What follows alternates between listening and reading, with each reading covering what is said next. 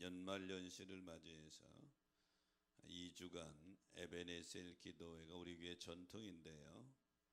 다음 주 일주는 금년 한 해를 되돌아보는 내용이고, 그 다음 주 일주간은 새로운 한 해를 결단하며 결심하는 그런 주간입니다. 특별히 올해는 저녁 기도회가 주가 되는데 새벽 저녁 두 번 다 합니다. 여러분, 새벽에 못하시는 분은 저녁에 못하시는 분은 새벽에, 둘 중에 한 번은 꼭 참석하셔서 한 해를 잘 신앙으로 결산하고 또 새로운 한 해를 다 믿음으로 출발하는 그런 기회를 잘 활용하시기를 축복합니다. 특별히 이번 저녁 기도회에는 여러분, 이 송구영신 예배는 안수를 해도 제대로 못 하거든요. 안수는 원하시는 분만, 앞에 나오시는 분만 기도해 드리도록 하겠습니다. 그렇게 하시고 많이 참여하셔서 잘 한 해를 마무리하고 새해를 믿음으로 출발하는 여러분 되기를 바랍니다. 옆 사람 보고 인사합시다. 메리 크리스마스. 내일 모레가 성탄인데요. 성탄 주일 예배 잘 참여하십시오. 미국에 있는 뉴스 사이트 중에 레딧이라는 사이트가 있어요. 여기서 성탄절을 맞이해서 몇 해 전에 레딧 비밀 산타 사이트를 열었습니다. 무슨 사이트냐 하면, 누구든지 받기를 원하는 선물이 있으면 이 사이트에 적어 놓으면 선물을 산타가 보내준다는 이벤트입니다. 그래서 의심반 진심반 사람들이 참여하게 되는데, 한 레이첼이라는 여성이 큰 기대를 가지고 자기가 성탄절에 받고 싶은 선물을 그 사이트에 올렸습니다. 뭐 올렸느냐 하면 명품 화장품, 보석, 아이패드 이렇게 올렸어요. 그런데 기적처럼 2주 뒤에 정말로 선물 상자가 온 거예요. 얼마나 기대가 되겠어요? 그래서 열어봤는데 3가지가 들어있습니다. 작은 젖소 인형하고 성탄 카드 하나하고 여행 관련 책자가 들어있는데, 더 놀라운 것은 이 선물을 보낸 사람이 누구냐? 세계 최고의 갑부인 빌 게이츠가 보낸 것입니다. 얼마나 놀랐겠어요? 빌 게이츠가 최고 갑부가 보냈으니까. 그런데 그 카드에는 이렇게 적혀 있습니다. 레이첼, 인형이 아닌 실제 소를 당신의 이름으로 아프리카에 기부했습니다. 실제 소는 이 여인의 이름으로 아프리카에 기부하고 인형을 보낸 거예요. 이 여인은 너무나 감동이 돼가지고 그 인증샷을 해서 올린 겁니다. SNS에 저게 나오는 게 그거예요. 인증샷을 해가지고 올린 거예요. 우리가 세상에 살아가다 보면 선물을 받기도 하고 선물을 주기도 합니다. 여러분, 지금까지 받은 선물 중에서 어느 때 누가 준 선물이 가장 큰 여러분에게 감동이었습니까? 여기 레이첼이라고 하는 여성은 생각지도 않은 세계 최고의 갑부 빌 게이츠가 보낸 선물에 감동이 된 거예요. 성탄절은 뭡니까? 선물을 주고받는 이런 성탄절로만 여기면 곤란하죠. 물론 성탄절을 주고받는 계절입니다. 또 우주 만물의 창조자이신 하나님이 인간에게 최고의 선물을 주신 날이 성탄절이기도 합니다. 예수 그리스도는 누굽니까? 내 인생의 최고의 선물이며 최고의 행복이다, 이렇게 고백할 수 있어야 될 줄로 믿습니다. 오늘 본문은 두려움에 떨고 있는 목자들에게 천군 천사가 찬양하는 내용입니다. 그래서 오늘 성탄주일에 천사들의 찬양하는 제목을 잡았는데요, 천사들의 찬양의 첫 번째는 너희에게 표적이라 이렇게 찬양하죠. 12절에 보니까 너희는 가서 강보에 쌓여 구유에 누인 아기를 보리니 이것이 너희에게 표적이라. 두려움에 떨고 있는 목자들에게 두려워하지 말라. 오늘날 다윗의 동네에서 구주가 나셨다. 그리고 오늘 12절에는 너희는 가서 강보에 쌓여서 구유에 있는 아기를 보리니 이것이 너희 표적이다. 표적이라고 하는 세메이온이라는 단어는 미래 어떤 일에 대한 징조를 말할 때 사용하는 단어인데요, 너희들 가서 봐. 강보에 쌓여가지고 구유에 누워 있어. 그 아기를 보리니 이것이 하나님이 너희에게 보낸 표적이야. 너희를 사랑하는 표적이야. 메시아가 이 땅에 그 예언대로 오신 표적이야.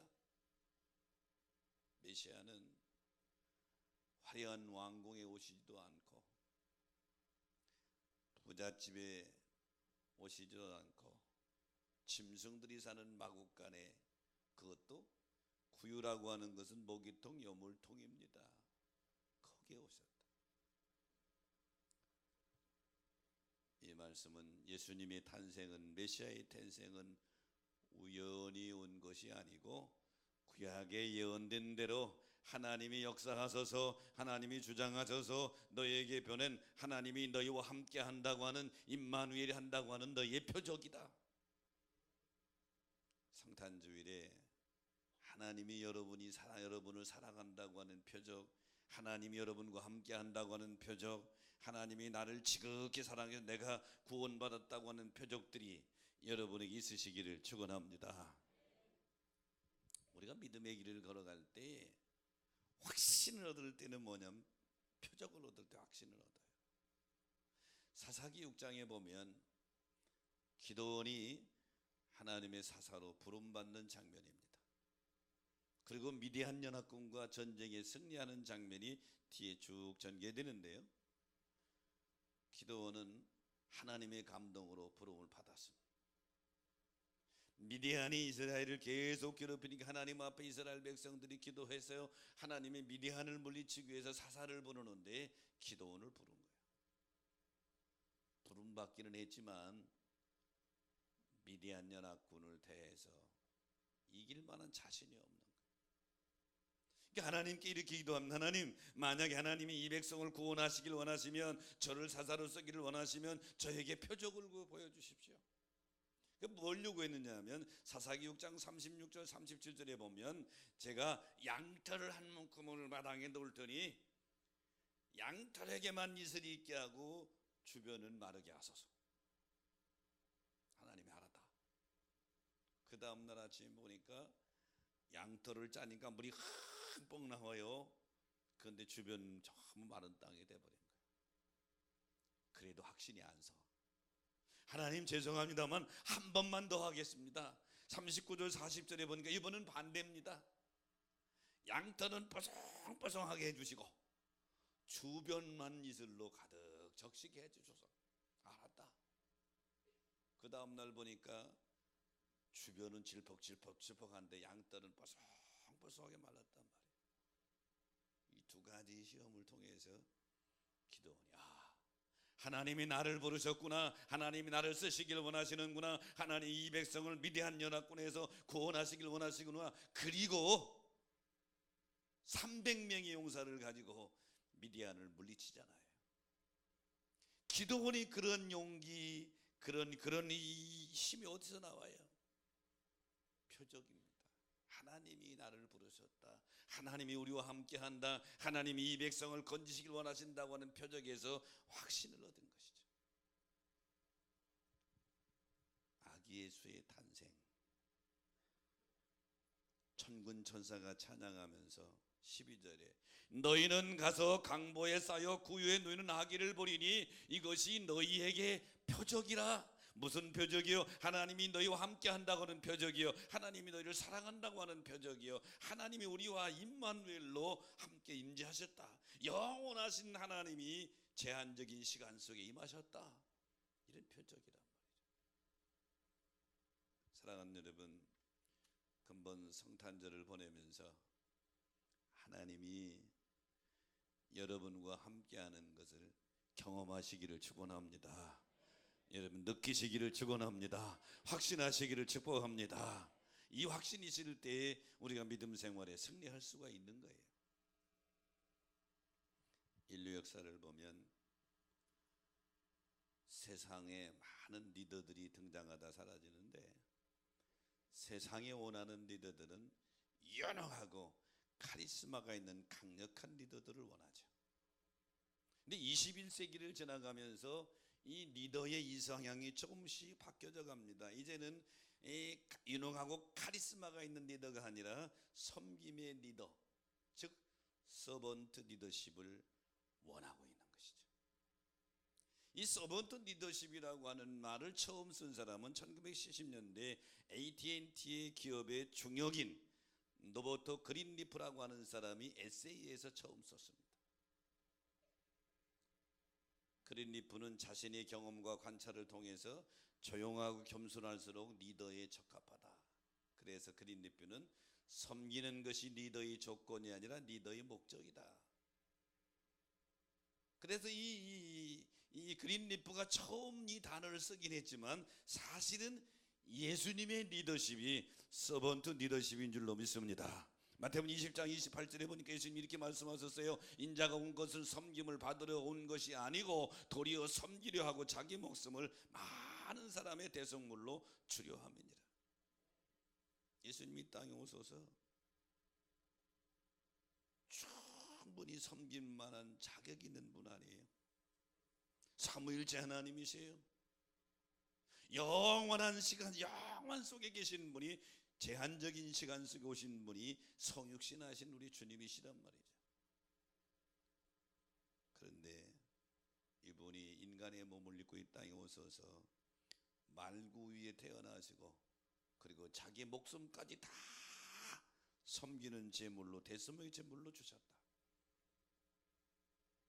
근본 성찬틀에 서번트 리더십, 예수님의 리더십 마음속에 새기고 섬김을 실천하는 성찬들이 되시기를 주의 이름으로 축원합니다. 천사들의 찬양이 두 번째는 지극히 높은 곳에는 하나님께 영광이라고 찬양합니다. 오늘 14절에 보니까 지극히 높은 곳에서는 하나님께 영광이요. 영광이란 단어는 독사라는 단어를 썼는데요. 글씨도 독사처럼 꾸불꾸불하게 생겼어요. 이 독사라는 단어는 9절에는 하나님의 임재를 알리는, 목자들이 그냥 하늘에서 하나님의 사자가 내려오고 하늘에서 강한 빛이 내리니까 이 단어를 쓰고 있죠.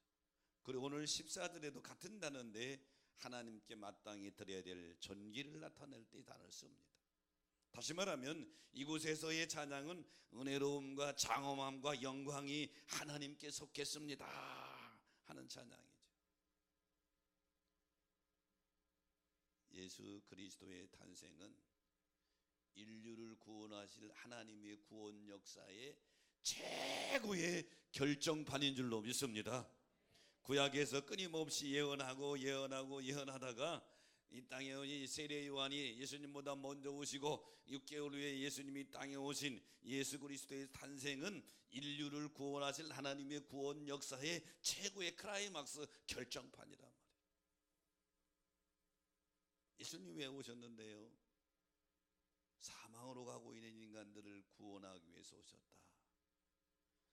누가복음 7장 16절에 보면 나인성 과부 아들이 죽었는데 예수님이 살려주셨어. 이때 이 기적을 보고 사람들이 모든 사람이 두려워하여 하나님께 영광을 돌려드라. 한 사람의 육신 죽은 거 살린 것도 하나님 영광을 돌렸는데 예수 그리스도 이 땅에 오신 것은 한 사람 육신이 아니라 많은 사람들의 영혼을 살리기 위해서 오신 줄로 믿으시기 바랍니다. 그래서 천사들이 지극히 높은 곳에는 하나님께 영광이다.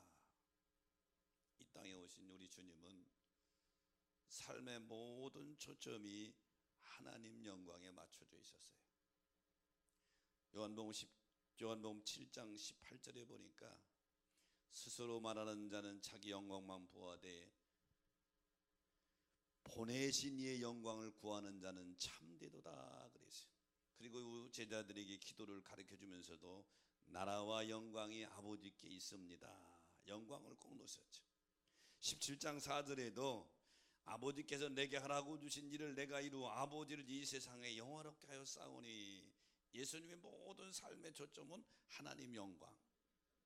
첫째 아담은 이 땅에 와서 자기 영광을 구하다가 망했지만 마지막 아담인 예수는 이 세상에 오셔서 하나님께 영광 초점이 되신 줄 믿으시기 바랍니다.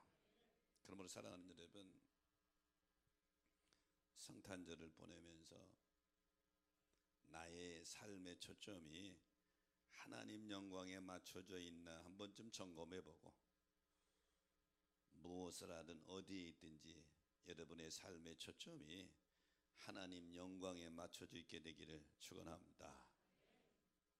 누가복음 13장에 보면 안식일 논쟁이 벌어집니다. 예수님이 안식일에 해당에 들어가셨다가 귀신 들려가지고 18년 동안 허리가 꽉 꼬부려져도 한 번도 펴지 못하고 불쌍하게 살아가는 여인을 안수해서 고쳐주십니다. 얼마나 놀라운 일이에요. 지금까지 이런 일이 본 적도 들은 적도 없는데, 그 놀라운 기적을 베푸신 하나님의 은혜에 감사하며 영광을 돌려야 되는데, 해당장을 비롯해서 다른 바리새인들이 하나님 영광에는 관심이 없고 하나님 마음에는 관심이 없고 나사렛 예수가 안식일에 일했다는 거예요. 왜 안식일에 일하느냐 이러고 예수님을 공격하는 거예요.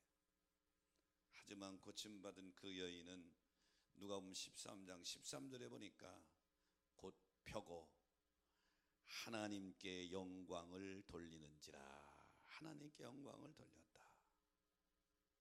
사랑하는 성도 여러분, 하나님께 영광을 돌리는 삶의 초점이 저와 여러분이 되시기를 주의 이름으로 축원합니다. 일본 개신교의 혜성 같은 인물이 우찌무라 간조입니다. 이 사람은 하나님을 나의 하나님으로 고백할 수 있는가, 이 질문을 늘 하고 살았다는데, 미국 유학 시절 대부분이 동아시아인들이 미국에 유학할 때에 학비를 벌기 위해서, 생활비를 벌기 위해서 알바를 하는데 주로 식당에 가서 접시 닦는 걸 하잖아요. 식당에서 열심히 접시 닦고 있는데 친구가 와가지고, 미국 친구가 와서 그럽니다. 자네는 일본에서 명문대학을 나오고 좋은 직장을 가졌다고 들었는데, 아니 얼마나 더 성공하겠다고 이곳에 와서 이 고생하는가 하고 질문하는 겁니다. 우찌무라 간주가 성공이나 돈이나 명예 때문에 온 것이 아니고, 난 그저 하나님께 영광 돌리는 삶을 살기 위해서 왔네, 이 유명한 말을 했죠. 간주는 일본 천황이 내린 칭유 거부했다가 교사직에서 박탈을 당합니다. 간주가 거부한 것은 어떻게 사람이 천황이냐는 거죠. 사람이 하나님보다 더 높을 수 없다는 것이죠.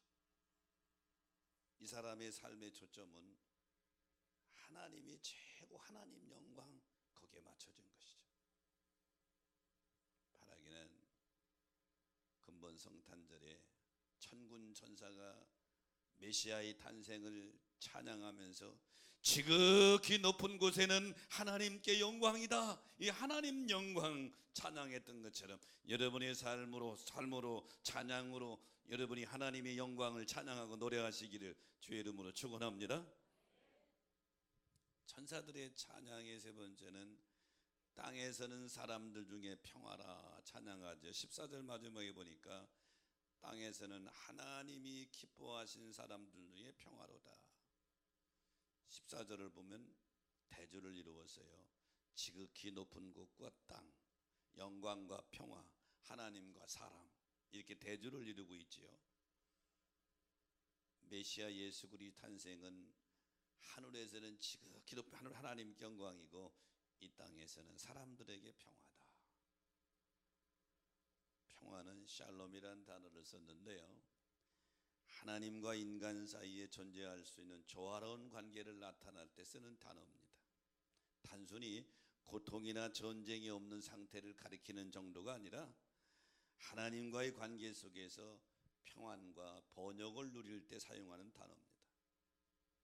그런데 이 평화가 모든 사람에게 임하는 것이 아니고 땅에서는 하나님이 기뻐하시는 사람들 중에 평화라는 거예요. 여러분, 하나님이 기뻐하는 사람이 누구냐 말이죠. 하나님이 기뻐하는 사람들 중에는 하나님이 주시는 평안이 있다는 거예요.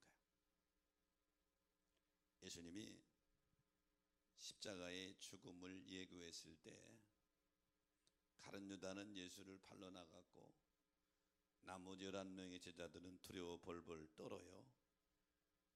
요한복음 14, 15, 16장이 이 제자들을 놓고 마지막 설교하시는 모습인데 요한복음 14장 27절에 보면 이렇게 말씀하십니다. 평안을 너희에게 끼치노니 곧 나의 평안을 너희에게 주노라. 내가 너희에게 주는 것은 세상에 주는 것과 같지 아니하니라. 너희는 마음에 근심하지도 말고 두려워하지도 말라. 예수님이 즉 십자가를 앞에 둔 주님이 두려움에 떨고 있는 제자들에게 평안을 너희에게 주는데 나의 평안을 너희에게 준다. 이것은 세상 어떤 것도 줄 수 없는 평안을 너희에게 줄 텐데 죽는다고 근심하거나 두려워하지 말라. 금번 성탄절에 우리 주님이 주시는 평안이 여러분 마음속에 가득 차시기를 축원합니다. 누구에게 주느냐? 하나님이 기뻐하시는 사람들 중에 준다는 거예요. 로마서 5장 1절에 보니까 그러므로 우리가 믿음으로 의롭다 하심을 받았으니 우리 주 예수 그리스도로 말미암아 하나님께 평화를 누리자 그랬잖아요. 금번 성탄절에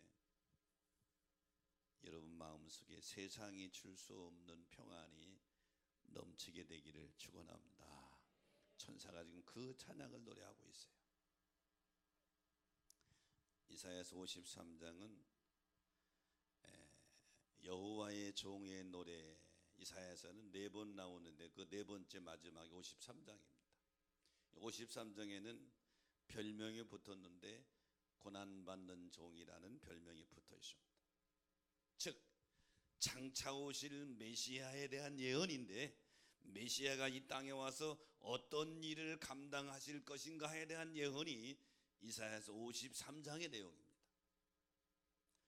그 중에 4절로 5절에 보면 그는 실로 우리의 질그를 치고 우리의 슬픔을 당하였거늘 우리는 생각하기를 그는 징벌을 받아 하나님께 맞으며 고난을 당한다 하였노라. 그가 즉 메시아가 찔림은 우리의 허물 때문이요 메시아가 상함은 우리의 죄악 때문이라. 메시아가 징계를 받음으로 우리는 평화를 누리고 메시아가 채찍에 맞음으로 우리는 나음을 받았도다. 초점은 고난받는 예수 그리스도에게 맞춰졌는데 질고 슬픔, 징벌, 찔림, 상함, 징계, 채찍 이것은 당시 죄수들이 당하는 고난이었습니다. 특별히 사형수들이 당하는 고난이었는데 이것을 메시아가 이런 고난을 당한다는 거예요. 아직 메시아가 이 땅에 오시긴 성육신 하시기 전인데 이사야는 예언하기를 앞으로 오실 메시아는 이런 고난을 당할 것이다. 영광을 받을 것이라고 안 했어요. 이런 고난을 당할 것이다. 왜 이런 고난을 당하느냐? 우리에게 평화와 나음을 주시기 위해서. 할렐루야. 평화와 나음을 주시기 위해서 이런 값을 지불하게 될 것이다. 오늘 천군 천사도 똑같이 찬양합니다. 두려워하지 말라. 오늘날 다윗의 동네에서 너희를 위해서 구주가 나셨으니 빨리 가서 강보에 쌓여 구유에 있는 아기를 보라. 이것이 너희에게 표적인데 하나님이 너희를 사랑하는 표적이요 임마누엘 한 표적이요 하나님이 야곱약을 지키신 표적이다. 지극히 높은 곳에는 하나님께 영광이고 이 땅에서는 하나님의 사랑하심을 입은 자들에게 평화다. 성탄주일에 평화의 왕으로 오신 주님을 모시고 이 주님이 주시는 환경을 초월한 평화가 여러분 마음속에, 가정 속에 넘치게 되시기를 축복합니다. 한 청년이 어느 날 자신이 꼭 성공해서 이루고 싶은 것을 쪽지에 적었습니다. 나는 120살까지 건강, 공부도 많이 할 거예요. 지식, 명예, 사랑, 권력, 아름다움, 가난하긴 살기 싫어, 재물, 자 이거를 내가 꼭 이루고 인생을 행복하게 살 거야. 그리고 자기가 존경하는 스승님을 찾아가서 쪽지를 딱 내고, 스승님, 전 이렇게 인생을 목표를 뒀습니다. 이렇게 살아가고 싶습니다.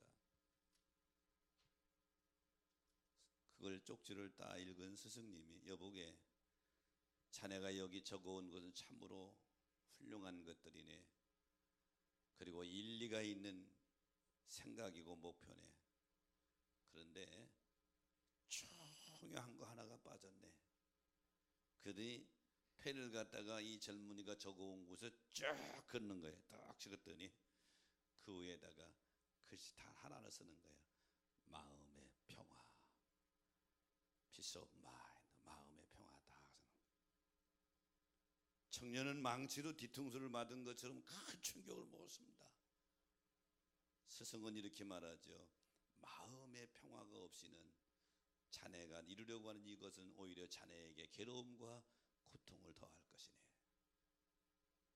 이 청년이 선생님의 마지막 한마디 교훈을 마음에 새겨서 일생을 살면서 나중에 책을 썼는데, 마음의 평화, Peace of Mind라는 책을 써서 베스트셀러가 됐죠. 이 사람이 바로 조슈아 리브만이라는 사람입니다.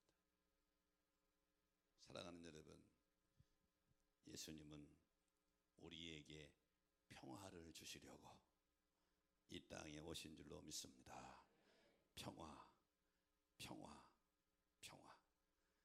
이 주님이 주시는 평화는 아무에게 임하는 것이 아니라 하나님이 기뻐하시는 이에게, 하나님이 기뻐하시는 이에게. 누구를 기뻐할까요? 이 땅에 평화와 평화의 왕으로 오신 예수 그리스도를 마음속에 모셔드리는 자에게 우리 주님은 약속하신 대로 이 평화를 주실 줄로 믿습니다. 이 평화가 여러분의 것이 될 줄로 믿습니다. 그러므로 사랑하는 여러분, 기억하십시다. 예수 그리스도의 탄생은 하나님이 언약을 지키는 표적이요, 하나님이 우리 중에 임마누엘 하셨다는 표적이요, 하나님이 우리를 누구보다도 사랑한다고 하는 사랑의 정표인 줄로 믿습니다. 이 예수 그리스도의 탄생은 천사들이 찬양한 것처럼 하나님께는 지극히 큰 영광이고, 이 땅을 살아가는 우리에게는 세상이 줄 수 없는 평화, 평화, 평화인 줄로 믿습니다. 그러면 여러분, 돈으로 큰 저택은 살 수 있어도 평화는 돈으로 살 수 없습니다.